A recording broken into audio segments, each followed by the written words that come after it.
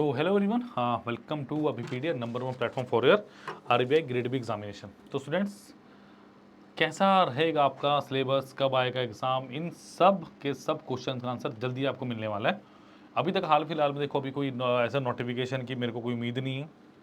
ठीक है, आपको ही पता है इलेक्शन चल रहा है, तो इलेक्शन के बाद ही हम थोड़ा सा उम्मीद कर सकते हैं कि आपकी जो नोटिफिकेशन है वो एकदम ही आएगी। याद रखना, एकदम बहुत सारी नोटिफिकेशंस आनी है आप, क्योंकि बहुत सारे पेपर्स रुके पड़े हैं। तो इन बिटवीन तैयारी को बिल्कुल ब्रेक नहीं करना है, तैयारी को बिल्कुल भी ब्रेक नहीं करना है हमें। याद रखना, बिल्कुल भी नहीं छेड़ना तैयारी को, जैसी चल रही है फ्लो में चला के रखना है बस। समझ आ गई बात? और प्लीज़ लाइक शेयर और सब्सक्राइब जरूर करना अपने चैनल को। क्लियर? चलिए, आज हमारा सेशन नंबर है 13। चलिए student, so RBI grade B 2024 इसका कंप्लीट सब्सक्रिप्शन अभी मैंने ऑलरेडी लॉन्च कर दिया है, बिकॉज पहले ही पता था कि इलेक्शन के चक्कर में थोड़ा सा डिले होगा एग्ज़ाम, वो पहले लग ही रहा था। तो आपको पता है इलेक्शंस हैं, तो फिर इसके साथ तो कॉम्प्रोमाइज़ कर नहीं सकते। ठीक है, तो कंप्लीट कोर्स है आपका 2024 के लिए, चाहे आप फेज़ 1 की बात करें, चाहे आप फेज़ 2 की बात करें, और लिंक दिया डिस्क्रिप्शन बॉक्स में। कोई डाउट हो 7837773651 स्टूडेंट्स, इस नंबर पे आप कॉल भी कर सकते हैं, इस नंबर पे आप व्हाट्सएप भी कर सकते हैं। क्लियर? तो please please please do updated रहिए। चैनल को सब्सक्राइब करना बहुत ज़रूरी है, बिकॉज जैसे ही नोटिफिकेशन आएगी साथ के साथ ही अपडेट हो जाएगा, तो आप ना उससे दूर रहें, तो उसके लिए हमसे जुड़िए प्लीज़। तो नंबर इज 7837773651। कोई क्वेरी हो आपको एग्जाम से रिलेटेड, कोई सिलेबस से रिलेटेड, सब क्वेरीज आपकी यहीं पे सॉल्व होंगी। That is the number which I am writing out. Clear? तो चलिए आज चलते हैं क्वेश्चन नंबर 1 की तरफ।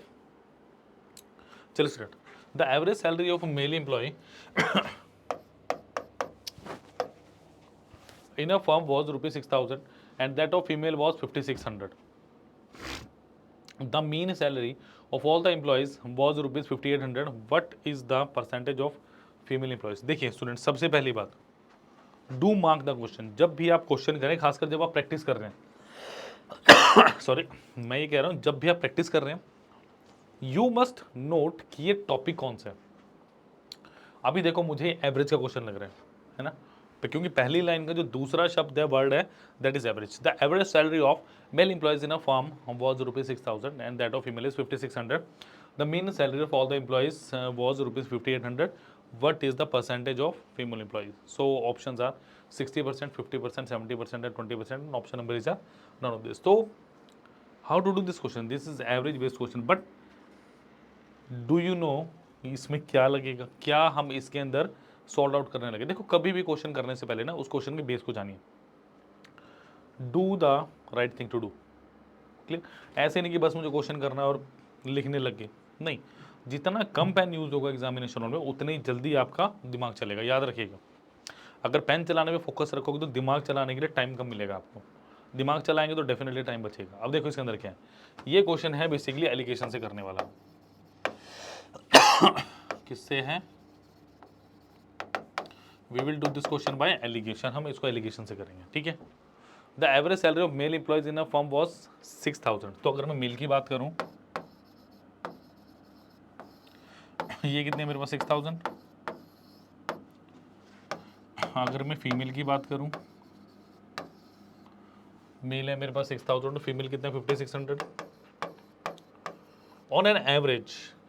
मतलब इन दोनों को मिला के जब मैं देख रहा हूं, तो मेरे पास कितना है 5,800। बस एवरेज के लिए तीन चीज़ें, सॉरी एलिगेशन के लिए मुझे तीन सब्सटेंसेस की ज़रूरत होती है, तीन इसकी ज़रूरत होती है चीज़ों की। ऑल आर प्रेजेंट हियर, और इनकी खासकर इनकी जो मेरे पास यूनिट्स होती हैं हैज़ टू बी सेम। ठीक है? अब मैं देखो एक ही बात पूछता हूँ, बच्चों को बड़ी दिक्कत होती है एलिगेशन में कि कैसे इसको मार्क करें। देखो, इसको माइनस करो, 1,500 माइनस 5,600 इज 200 और 6,000 माइनस 1,500 इज 200। बस क्रॉस करके माइनस कर दो, प्लस माइनस की कोई ज़रूरत नहीं है। कई बार क्या होता है, कई बुक्स में से निशान लगाएं ऊपर से नीचे, कोई ज़रूरत नहीं होती है ऐसी, क्योंकि कल को अगर फीमेल आपने यहाँ ले लिया, मेल आपने ले लिया, फिर क्या करोगे? क्लियर है कि बात? कोई दिक्कत नहीं। अब देखो, ये रेशो किसका है, ये 1:1 आ तो गया, बट ये 1:1 है क्या बेसिकली? What is this 1:1? ये 1:1 क्या है मेरे पास? क्या है 1:1? किसका रेशो है पता है आपको? मुझे कमेंट सेक्शन में बताइएगा कि क्या आपको पता है ये 1:1 किसका रेशो है। Clear student? अब मेरी बात ध्यान से सुनिए, what is the percentage of female employ. देखो अगर मैं सैलरी लिखूं क्या आएगा 5600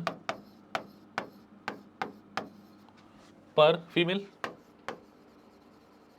इसको ऐसे लिखेंगे 5600 पर फीमेल लिखोगे, तो जो ये पर के साथ वाला मेरे पास जो डेटा होता है ना, ये एक्चुअली इसी का होता है। इसका मतलब यहाँ पे नंबर ऑफ मेल है, यहाँ पे number of female, that's it, इतनी सी बात थी। तो टोटल मेरे पास 2 है, तो 1/2 है, 1/2 है, तो answer is option number B 50%। Clear. कितनी शानदार तरीके से हमने क्वेश्चन किए। जितना जल्दी क्वेश्चन करने की कोशिश करोगे ना एग्जामिनेशन हॉल में, उतना देर से होगा, याद रखना। बट अगर समझ के करोगे, और खासकर जब आप कोई चीज़ सीख रहे होते हैं ना, जैसे अभी आपका लर्निंग प्रोसेस चल रहा है हमारे साथ, ठीक है, मेरे साथ आप पढ़ते हैं एप्टीट्यूड, जितनी जल्दी आप कोशिश कर रहे हैं इसको लिखने की, उतने उसके आराम से लिखिए और आराम से समझने की कोशिश कीजिए कि क्या कॉन्सेप्ट है, कि अगली बार जब ऐसा क्वेश्चन आए ना तो चुटकी बजाते हो जाए हमारा। ठीक है, चलिए ऑप्शंस इसके नीचे हो गए, इसको थोड़ा सा ऊपर कर लेते हैं। ठीक है, चलिए चलिए होपफुली अब आपको क्वेश्चन दिख रहा होगा। 273, 252, 270, 303 और ई आ गया मेरा नन ऑफ दिस। ये आ गया मेरा नन ऑफ दिस, ये मैं यहाँ लिखता हूँ। चलिए बहुत अच्छा क्वेश्चन है, काफी अच्छे से करेंगे। A father distributed some chocolates among his 4 children and kept them with him. The eldest 3 children got chocolates in the ratio 3:11:7. The total number of chocolates with father and the youngest children is 3 times the chocolates with the 3 eldest children. मतलब जो पिताजी और जो सबसे छोटा बच्चा है घर का, उसके बाद जो चॉकलेट्स 3 गुना है जो उसके बाकी 3 भाई बहनों से। ठीक है, the ratio of chocolate with father and that all the childrens is 3:4. Find the total number of chocolates in the youngest child has 81 chocolates with him. मतलब यंगेस्ट चाइल्ड के पास 81 है। अब इस 81 मतलब मुझे बेसिकली क्या करना है, मुझे जो भी XYZ मैं मानूंगा, मुझे इसको 81 से इक्वेट करना है। मतलब जो सबसे छोटा बच्चा है उसका मुझे निकालना पड़ेगा सब कुछ ही। क्लियर। चलिए देखो, सबसे पहली बात मैं मानता हूँ P Q R S, ये 4 और इसी उसमें चला है, सबसे छोटा है, और फादर F है। ठीक है, मतलब अब मुझे क्या बोला, P क्या हुआ, इसके पास क्या है, किस रेशो में, 3 के 11 के 7 के, यानी ये कितना होगा बेसिकली 10 21 के हो गया। मतलब P plus Q plus R के पास मिला के 21 के चॉकलेट्स पड़ी है, मुझे नहीं पता बाकी क्या है। और मेरे को एक बात और बताई कि फादर प्लस तो सबसे छोटे वाला बच्चा है P plus Q plus R, ये किस रेशो में है, क्या 3:1 में ये बताइए। The ratio of chocolate is father and with all the children और मतलब father ratio P plus Q R plus S, ये किस में है, ऐसा कुछ दिया, ये दिया था। The total number of chocolates with the father and youngest child is 3 times the total number of chocolate with 3 eldest children. अब इसको जरा पहले वाले इक्वेशन को हम इक्वेट करके देखते हैं। देखो ये एक की वैल्यू कितनी दी है मुझे, ये एक की वैल्यू 21 के दी है, तो इसकी वैल्यू कितनी होगी, तो 21 के यानी कितना होगा 63 के होगा।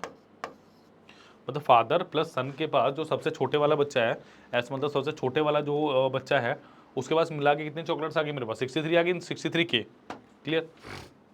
अब एक चीज़ और दी है, अच्छा और मुझे क्या बोला गया कि अगर मैं सब की चॉकलेट्स मिला दूँ, देखो यहाँ पे सब के सब है, पांचों के पांचों, इनके पास मिला के कितने होंगे 63 प्लस 21, मतलब P plus Q plus R plus S plus इनके फादर है, इनके पास मिला के कितने 63 प्लस 21 से 84 के।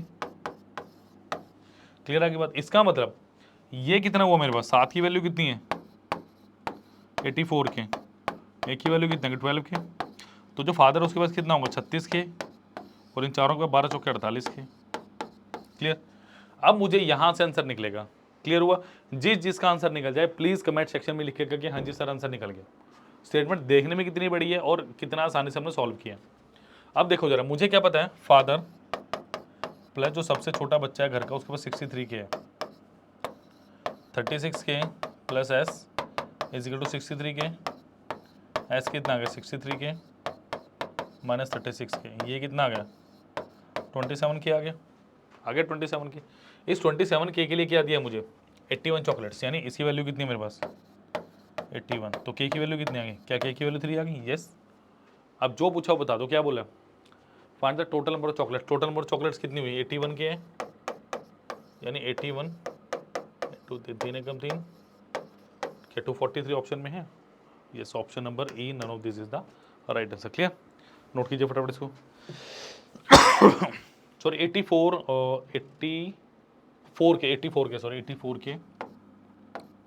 इंटू 240 प्लस 12 252 है ऑप्शन में, हाँ ऑप्शन नंबर भी 252 इज द राइट आंसर। ये नहीं मुझे लगा शायद 81 की।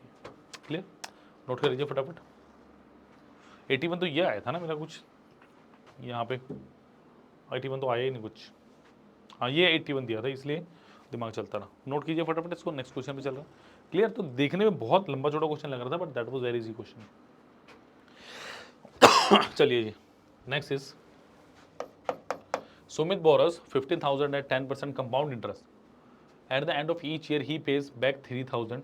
How much amount should he pay at the end of the third year to clear his debt? To clear his debt, बताओ। Sumit borrows ₹15,000 at 10% compound interest। देखो सबसे पहली बात, फर्स्ट ईयर में कितना है उसके पास 15,000 है, सिंपल, ठीक है। उसका 10% कितना हुआ 1500 हुआ, यानी उसके पास अब कितना आ गया 16,500 है फर्स्ट ईयर के एंड में। उसने 3,000 दे दिया, कितना बचा 13,500 बचा। सिंपल, इस क्वेश्चन में कुछ नहीं करना, इस क्वेश्चन को जितना सिंपल लेके चलोगे उतना सिंपल लगेगा। ऐसा मत सोचना कि ऐसा क्वेश्चन पेपर में आ गया तो मुश्किल ही होगा, जरूरी नहीं है कि मुश्किल क्वेश्चन, आसान क्वेश्चन भी तो एग्जिस्ट करते हैं। यस, अब देखो इसका 10% कितना हुआ 1350 हुआ, यानी टोटल कितना होगा 50 8 14,850 रुपये हो गया। फिर उसने क्या किया, क्या इसमें से 3,000 दे दिए, क्या उसमें से 3,000 दे दिए, 3,000 दे दिए तो कितना बचा मेरे पास, अगर यहां से 3,000 चले गए तो कितना बचा, देखो 0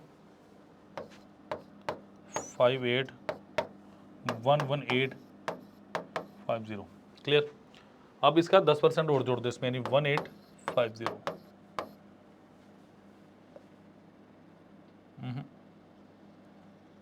यहाँ पे कुछ मुझे कैलकुलेशन में गड़बड़ लग रही है, 1185, ओ सॉरी 1185 आएगा, 185 जरूर नहीं आएगा, 1185 तो 5 3 1 0, तो 13,035 is the right answer, option number D, yes. Clear, तो इजी था। जब भी देखो उसने आपको सिर्फ घुमाने के लिए ये कंपाउंड इंटरेस्ट वाला बोल दिया, ईयरली इंटरेस्ट लगाते रहो, बस खत्म होगी बात। ईयरली अगर इंटरेस्ट में लगा के चलोगे तो बहुत इजीली क्वेश्चन हो जाएगा, जल्दी से नोट कर लीजिए। Let us move on to the next question.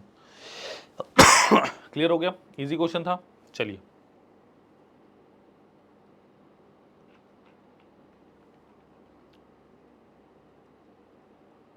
चलिए नेक्स्ट।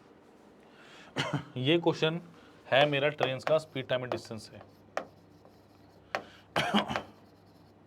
स्पीड टाइम एंड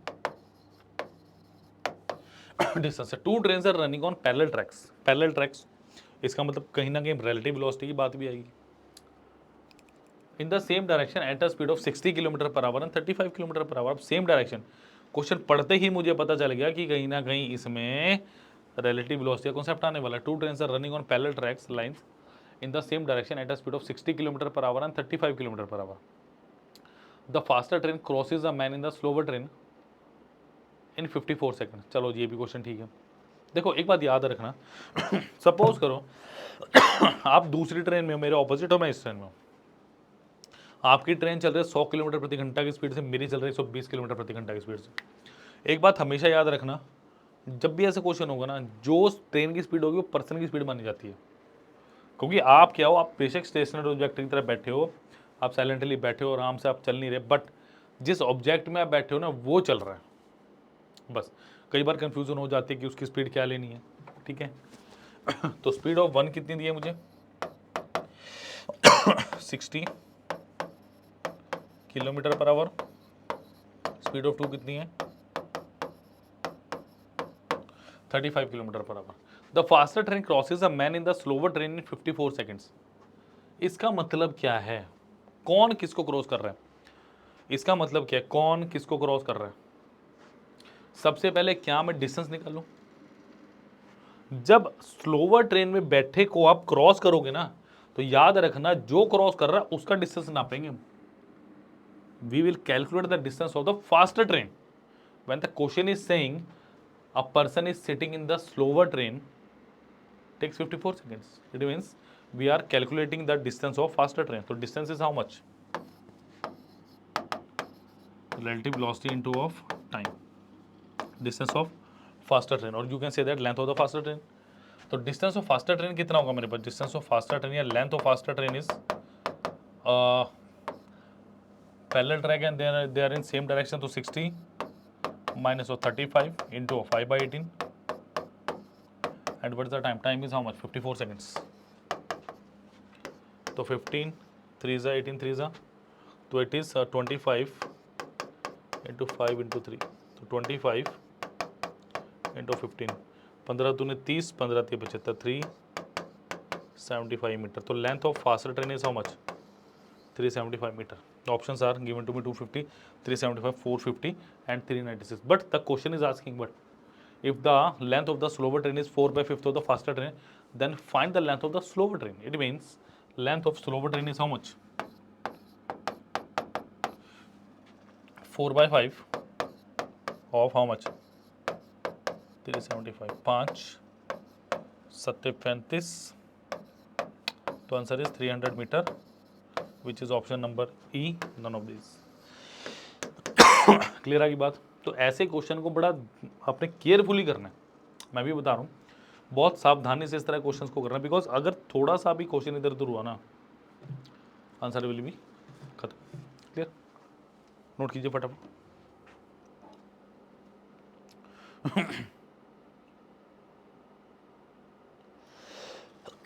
चलिए जी, next question. There are 3 points P Q R in straight line. पहले पी है, फिर क्यू है, फिर मेरे पास आर पॉइंट मेरे को गिवन है। Such that point Q is equidistant from P and R. मतलब ये हो गया पी, हो गया क्यू, मतलब ये इक्वी डिस्टेंस है जी फ्रॉम पी एंड आर, ठीक है। A man can swim from P to R downstream. मतलब जब मैं ये बोट एंड स्ट्रीम का क्वेश्चन है, इसका मतलब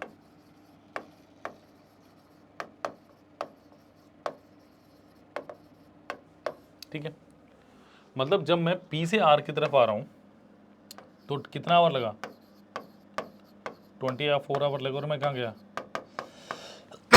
डाउन स्ट्रीम, ठीक है 24 आवर्स। मतलब मुझे टाइम ऑफ डाउन स्ट्रीम कितना दिया है 24 आवर्स, ठीक है स्टूडेंट्स। अच्छा, a man can swim from P to R downstream 24 hours and from Q to P, मतलब डेफिनेटली क्यू टू पी जब जाओगे आप अपस्ट्रीम जाओगे 816 आवर। तो टाइम ऑफ अपस्ट्रीम कितना दिया है time of upstream is how much 16 hours, ठीक है। Find the ratio of speed of man in still water to man to speed and stream. मतलब आपको बेसिकली अगर एक्स में मानता हूं मैन की स्पीड और वाई मेरे पास वाटर की स्पीड है, एक्स रेशियो वाई निकालना है मुझे। देखो डिस्टेंस पता है क्या, डिस्टेंस मुझे पता है कुछ, ए ले लो, ये ए हो गया, ये हो गया। यानी अगर मैं इस टाइम को कैलकुलेट करना चाहूँ तो मैं कैसे कैलकुलेट करूंगा। देखो मेरे पास डिस्टेंस क्या होता है स्टूडेंट्स, क्या मेरे पास डिस्टेंस स्पीड इनटू टाइम होता है, is distance is speed into time, yes. तो टाइम क्या होगा डिस्टेंस अपॉन स्पीड, मतलब distance of upstream upon speed of upstream is equal to how much 24। यानी डिस्टेंस मेरे पास कितना आ गया upstream oh sorry, it's downstream not upstream, downstream and speed of downstream. Distance कितना है 2a divided by x plus Y equal to how much 24 आ गया। क्योंकि इस क्वेश्चन के लिए थोड़ा सा दिमाग चाहिए, थोड़ा सा सोचना पड़ेगा। ऐसे नहीं है कि पेन उठाया और बस कलम घिसते घिसते क्वेश्चन होगा, ऐसा नहीं। थोड़ा सा सोचिए कि मुझे रेशियो पूछ रहा है, मुझे एग्जैक्ट वैल्यू नहीं पूछ रहा। वो ये नहीं पूछ रहा बताओ पर्सन की स्पीड कितनी है, वाटर की स्पीड कितनी है, कुछ नहीं पूछ रहा वो सिर्फ रेशियो पूछ रहा है। जब रेशियो पूछ रहा है तो समझ लो उसने कुछ डाटा मिसिंग नहीं दिया, सब कुछ दिया हुआ। नेक्स्ट क्या बोल रहे हैं, the distance of upstream upon speed of upstream is equal to कितना 16 आ गया। तो इसका मतलब अपस्ट्रीम कितना आ गया, ए आया upon X minus Y is equal to 16। ये मेरे पास आ गई दूसरी इक्वेशन। इसको मिटाते हैं जरा, करते हैं जरा इसको साइड। चलिए जी,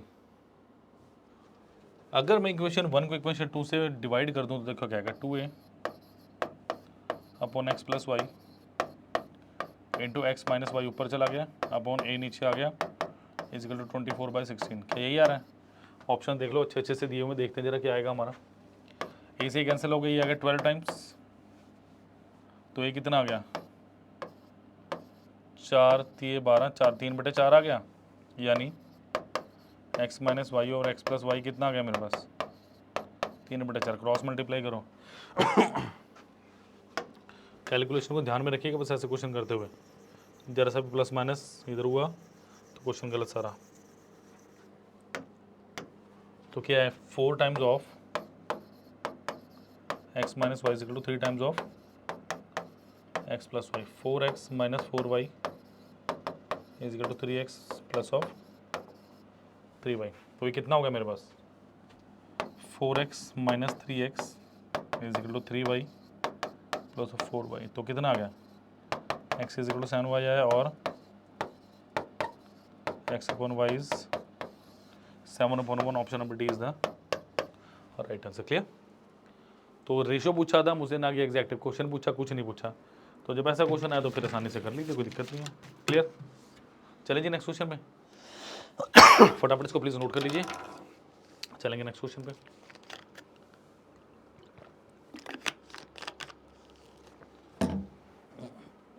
चलिए, मेरे पास सीरीज का क्वेश्चन है, मिसिंग नंबर के 2 क्वेश्चन है, बहुत अच्छे अच्छे। आई थिंक 2 ही होंगे मेरे पास, एक ही ये होना चाहिए और एक यहाँ जी 2 क्वेश्चन मेरे पास अच्छे। करिए, इजी क्वेश्चंस हैं, थोड़ा सा देख के करना पड़ेगा बस, क्या और 69 78 फिर 114 है, फिर 258 दिया, फिर क्वेश्चन मार्क पर 3138, ये मेरे पास है। देखो ये क्या मेरे पास 69 है, then we have 78, then we have 114, then we have 258, then we have question mark. This number has to be calculated and 3138। ये मुझे नंबर निकालने हैं। देखो जब भी आपको ऐसा सीक्वेंस दिखे कि बढ़ रहे हैं, सबसे पहले किस पे जाओ, सबसे पहले डिफरेंसेस पे जाओ कि क्या डिफरेंस होना चाहिए। देखो यहाँ पे डिफरेंस कितना है मेरे पास, क्या ये 9 है? बिल्कुल है। देखो 22, देखो माइनस करने का सबसे अच्छा तरीका मैं बताऊं आपको क्या। देखो मुझे क्या करना है, आप करोगे ये इतना, मैं इतना नहीं करता। मुझे 78 से 114 पे जाना है, तो मैंने यहाँ पे एक नंबर 100 मान लिया, माना कि इनके बीच एक नंबर होगा 100। अगर मुझे 78 से 100 पे जाना तो मुझे क्या चाहिए, मुझे 22 चाहिए। अगर मुझे 100 से 14 पे जाना तो मुझे 14 चाहिए। तो 22 plus 22 plus 14 how much 36, it is 36। तो ये कितना होगा 36। अच्छा नेक्स्ट कितना हो मेरे पास 114 एंड 158। देखो 58 में से 14 उड़ा दो जरा, कितना बचा आपके पास 4 1 1। तो ये बेसिकली क्या हो गया मेरा 3 का स्क्वायर, ये हुआ 6 का स्क्वायर, और सॉरी 144, ये हुआ मेरे पास 12 का स्क्वायर। तो 3 का 2 टाइम्स 6, 6 का 2 टाइम्स 12, 12 का 2 टाइम्स 24, यानी 24 का स्क्वायर, यानी कितना होगा प्लस 576। तो 258 प्लस 576, तो 834 ये ऑप्शन में देखिए जरा। यस 834 ऑप्शन नंबर दिया होगा। अगर नेक्स्ट भी पता करना हो तो क्या होगा मेरे पास, 48 का स्केयर ऐड कीजिएगा और आंसर बताइएगा। 48 ऐड कीजिएगा और मुझे प्लीज आंसर बताइएगा। क्लियर? क्लियर होगी बात? नोट कीजिए फटाफट। Let us move down to the last question of the day. जल्दी करिए कैलकुलेट।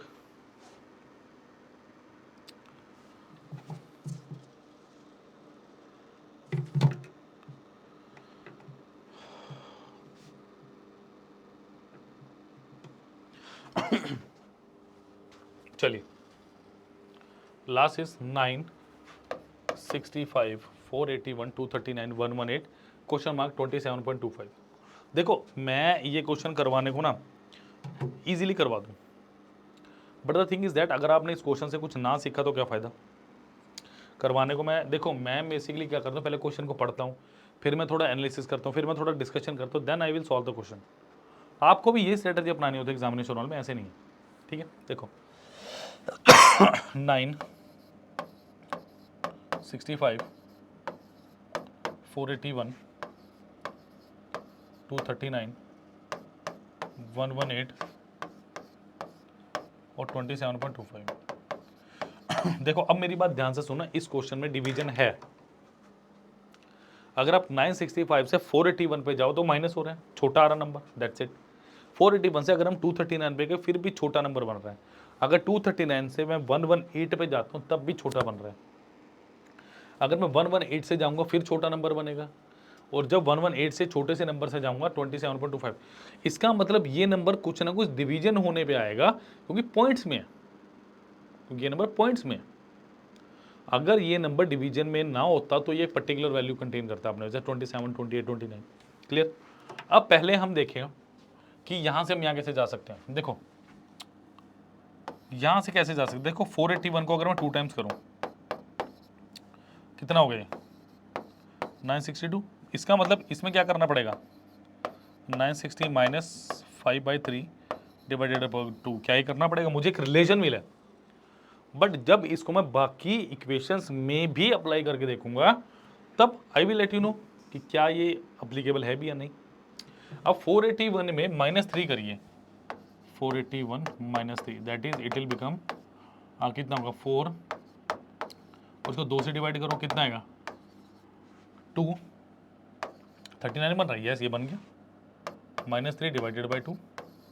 फिर इसमें -3 कीजिए कितना आएगा 236, और इसको 2 से डिवाइड करो कितना आ गया 118 आ गया। ठीक है, अब नेक्स्ट क्या है, 118 में -3 माइनस करो कितना आ गया 115, 115 को 2 से डिवाइड करो कितना आ गया 57.5 आ गया। अब 57.5 में 3 माइनस करो, 57.5 माइनस ऑफ 3 कितना आ गया 0.5 आ गया 54, और 54.5 को 2 से डिवाइड करो कितना आ गया 27.25। क्लियर? तो right answer is how much 57.5, that is option number C. Is that clear?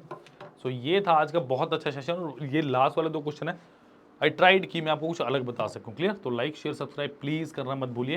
Late us move down to the next what we have. So RBI की अगर मैं बात करूं फेज 1, फेज 2 का कंप्लीट सब्सक्रिप्शन कल लिंक डिस्क्रिप्शन बॉक्स में students दिया गया। कोई डाउट हो तो 7837773651 इस नंबर पे आप कॉल कीजिए, इस नंबर पे आप व्हाट्सएप कीजिए। थैंक यू, आज के लिए इतना ही। मिलते हैं नेक्स्ट क्लास में। प्लीज़ लाइक शेयर सब्सक्राइब करना मत भूलिए। कोई डाउट हो तो कमेंट सेक्शन में आप लिख सकते हैं। Thank you students.